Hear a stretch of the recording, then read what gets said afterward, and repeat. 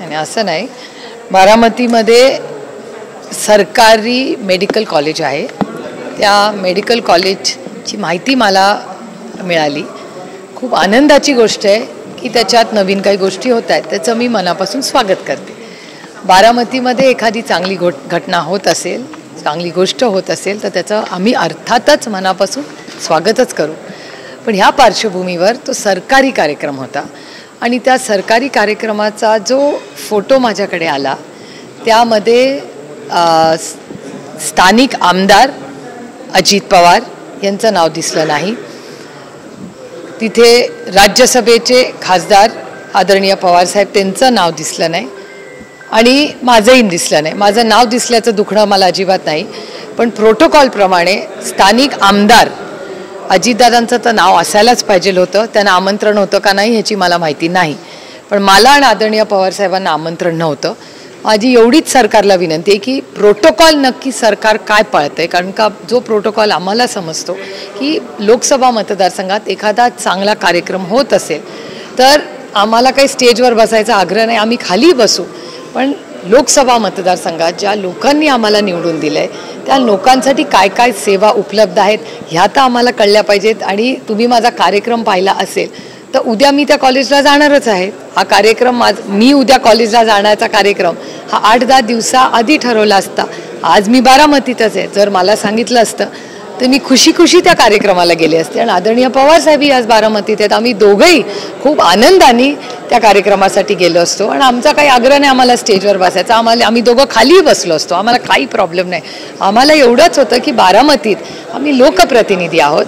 लोकप्रतिनिधीला आमंत्रण करणं हा साधारणपणे सरकारचा प्रोटोकॉल असतो. आणि त्याचबरोबर अजित पवार हे फक्त इथले आमदार नाही आहेत, ते इथले राज्याचे उपमुख्यमंत्रीही आहेत.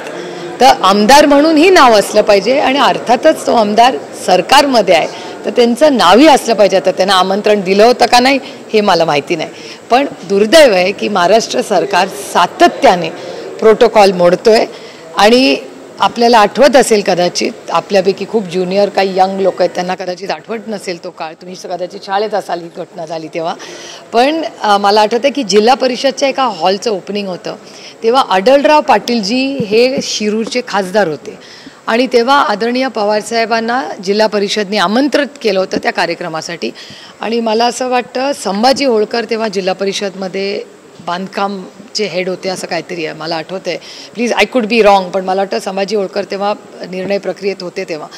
आणि त्या काळामध्ये एका हॉलचं ओपनिंग त्याला चव्हाणसाहेबांचं नाव दिलं होतं आणि नाव दिल्यानंतर आढळराव पाटलांनी साहेबांना फोन केला आणि सांगितलं की कौच शिलेवर का आमंत्रणावर माझं नाव नाही, प्रोटोकॉलप्रमाणे जिल्हा परिषदचा हा कार्यक्रम आहे, माझं नाव असलं पाहिजे, विच वॉज अ फॅक्ट. कारण का ते शिरूरच्या वतीने लोकप्रतिनिधी आहेत, तो कुठल्या व्यक्तीचा प्रश्न नाही आहे, त्या भागाची ओळख आहे. आणि तेव्हा पवारसाहेब त्या कार्यक्रमाला गेले नव्हते कारण प्रोटोकॉल पाळला नव्हता. ही साधारणपणे महाराष्ट्राची संस्कृती राहिली. तुम्ही कुठल्या पक्षातून निवडून येता, एकदा निवडून आल्यानंतर आम्ही मायबाप जनतेची सेवा करण्यासाठी असतो आणि प्रोटोकॉल हा संविधान आणि राज्याप्रमाणे ठरवला जातो. जर या सरकारने प्रोटोकॉल बदलला असेल तर ते त्यांनी आम्हाला कळवलं पाहिजे, पण प्रोटोकॉलप्रमाणे स्थानिक आमदार, स्थानिक खासदार आणि राज्यसभेचे मेंबर्स यांना आमंत्रण दिलं. यायचं नाही यायचं, आले नाही आले हा भाग वेगळा, पण आम्हाला कळवलं तरी पाहिजे हा विकासाचा कार्यक्रम होतोय. आणखीन एक गोष्ट झाली, त्या प्रोटोकॉलमध्ये अनेक लोकांची नावं होती जे प्रोटोकॉलमध्ये बसत नाही असं मला तरी वाटतं. त्याच्यामुळे आता खाजगी सचिवांचा प्रोटोकॉल येतो का नाही हे कलेक्टरला विचारायला लागेल. मी ही सगळी माहिती आदरणीय मुख्यमंत्री आणि मेडिकल खात्या शिक्षणाचे जे मंत्री आहेत हसन मुश्रीफ यांनाही पत्र लिहिलेलं आहे आणि मी कलेक्टरांनाही माहिती पाडली आहे. कारण का कदाचित माझी माहिती कमी असू शकते, कदाचित या राज्यात प्रोटोकॉल बदललाही असेल. त्याच्यामुळे खाजगी सचिवांचं नाव लिहायचं नाही लिहायचं ह्याचं सगळ्या प्रश्नाची उत्तरं ही सरकारने दिली पाहिजेत ना, कारण का सरकारी कार्यक्रम होतात.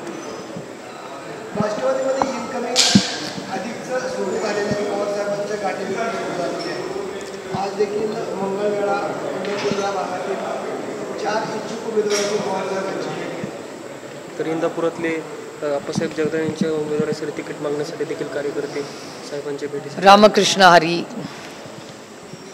आज शिवसेनेच्या एकनाथ शिंदे गटाचे जे पुण्याचे जिल्हा प्रमुख होते सुरेंद्र जेवले यांनी एकनाथ गणेश फेस्टिवलचं आयोजन केलं होतं बारामतीमध्ये आणि या फेस्टिवलला अजित पवार उपस्थित आले नाहीत म्हणून त्यांनी त्यांच्या प्रतिमेला काळं कापड लावून निषेध करण्याचा प्रयत्न करण्यात आलेला आहे. कसं बघता येईल? मला असं वाटतं दुर्दैव आहे की महाराष्ट्राची जी संस्कृती आहे ही कैलासासी यशवंतराव चव्हाणांच्या वारशाने चालते आणि साधारण विरोधक हा असला तरी तो आपला शत्रू होत नाही. हे संस्कार आमच्या सगळ्यांवर झालेले आहेत आणि आम्ही कुणालाच, मी तरी कोणाला शत्रूच मानत नाही. कारण काय, हे माझे जे मतभेद आहेत हे वैचारिक आहेत, वैयक्तिक अजिबात नाही.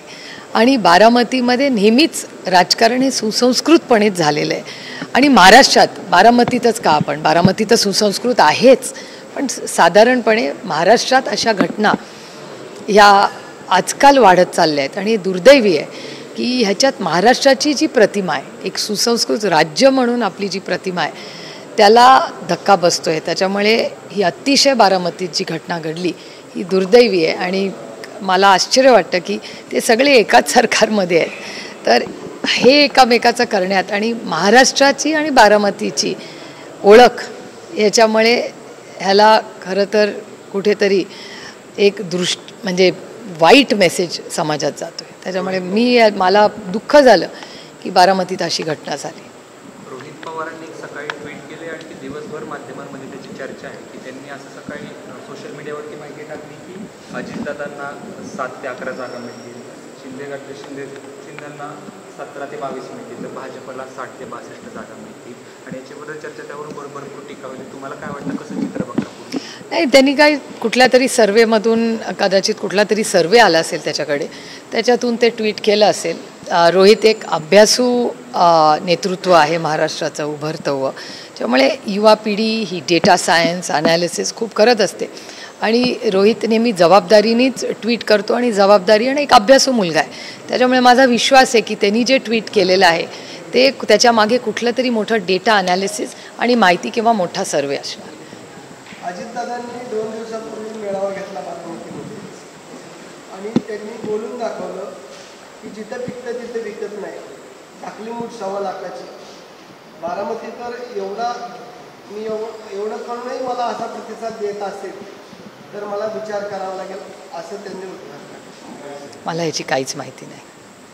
आजपासून योगेंद्र पवार यांनी स्वाभिमान यात्रा बारामतीत आणतात. लास्ट प्रश्न घ्या. तर कशा पद्धतीने येणाऱ्या विधानसभेला योगेंद्र पवार विधानसभेचे आमदार असणार आहेत?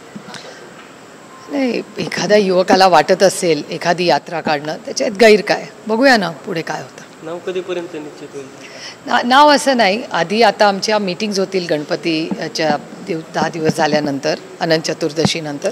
त्यानंतर सीट वाटपाची फायनल चर्चा होईल आणि त्यानंतर प्रत्येक संघटना ठरवेल बसून, जी पक्षाची कमिटी असेल ती निर्णय घेईल कोणाला कुठल्या तिकीट. अजितदादांनी अमित शहाकडे मुख्यमंत्री पदाची मागणी केलेली आहे. तर मला कसं माहिती असेल, मी थोडी होते त्या मीटिंगमध्ये, मला कसं माहिती असेल.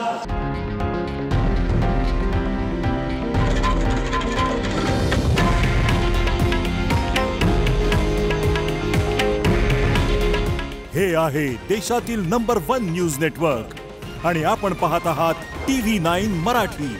काळजी तुमची, हित महाराष्ट्राचं.